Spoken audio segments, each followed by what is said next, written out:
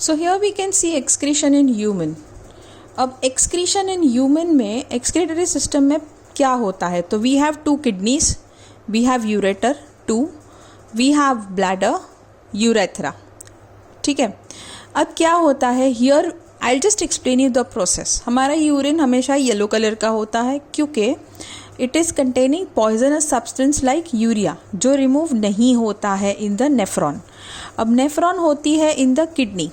ये बहुत सारे सॉल्ट्स वगैरह जो होता है वो यूरिन में लेके आता है तो यूरेटर इन द ब्लैडर, यहाँ से फिर ब्लैडर में आएगा. लेकिन जो ब्लड होता है, जो गंदा ब्लड होता है हमारा वेस्ट कंटेनिंग ब्लड, वो रीनल आर्टरी से आएगा into the kidney.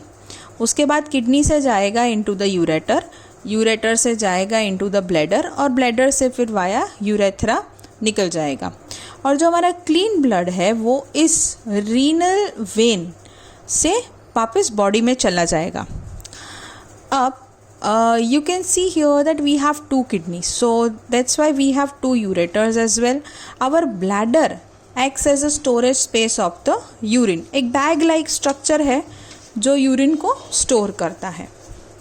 So here you can see that this is the structure of kidney.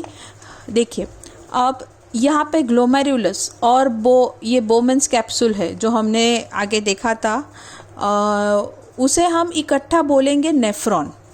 तो we know that it is 1 million present in our body और ये सब सॉल्ट को लेके आते हैं, यूरिया को लेके आते हैं इन द यूरिन और फिर यूरिन यहाँ से निकल जाता है. मतलब this is been connected to the tubule, right.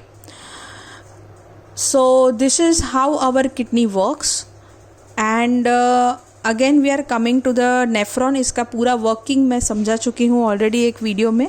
तो आई स्ट्रेट अवे शिफ्ट कि अगर ये चीज़ काम नहीं करती है तो क्या. तो ये आप देख सकते हो कि अगर दिस इज़ अ लेडी जिनका किडनी फेलियर हो चुका और इधर कुछ मशीन रखा है. तो बेसिकली पहला रास्ता ये है कि अगर हमारी किडनीज फेल करती है वर्क करना तो we have kidney transplant as an option कि किसी और का किडनी हम लेके अपनी बॉडी में डालें. ऐसे ही नहीं डलता है, उसके लिए बहुत सारे टेस्ट करवाने पड़ते हैं और अगर मैच हो जाती है तो ही डालते हैं. Apart from that there is a machine which you can see जिसे हम कहते हैं डायलिसिस मशीन. अब ये जो डायलिसिस मशीन होती है it is basically for cleaning the blood of a person by separating the waste substance जैसे यूरिया.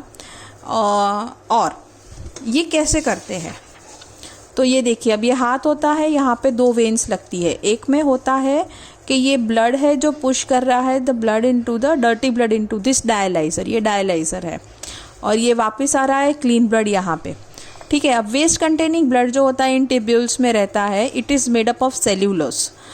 और ये जो सेल्यूलोज है it is a selectively permeable membrane, मतलब कुछ ही चीज़ों को ये बाहर जाने देगा जैसे वेस्ट प्रोडक्ट है.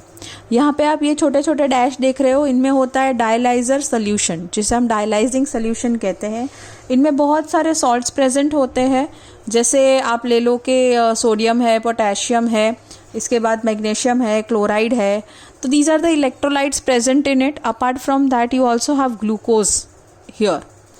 तो ये जो होता है वो वेस्ट प्रोडक्ट को खींच लेता है एंड इसके बाद यहाँ से ड्रिफ्ट होते होते होते ब्लड हमारा यहाँ पे क्लीन हो जाएगा और यहाँ से ड्रिफ्ट होते होते ब्लड हमारा इस जंक्शन पे क्लीन हो जाएगा और क्लीन ब्लड यहाँ पे चला जाएगा. और यहाँ पे जो ये सोल्यूशन होती है वो भी ऑलमोस्ट थोड़े थोड़े इंटरवल पे चेंज होती रहती है. ठीक है. सो बेसिकली ये एक टैंक है जिसमें सॉल्ट्स प्रेजेंट होते हैं और वही सॉल्ट दूसरे सॉल्ट को खींचते हैं. एक चीज़ आपको याद रखनी है कि चाहे ये हमारा डायलाइज़र हो चाहे हमारा यहाँ पे नेफ्रॉन हो, दोनों में एक चीज़ कभी एब्जॉर्ब नहीं होगी वापस जिसे हम कहेंगे urea. Urea is not reabsorbed. Please mark my word, it is not reabsorbed. So with this we complete our excretion and this chapter as well. Thank you.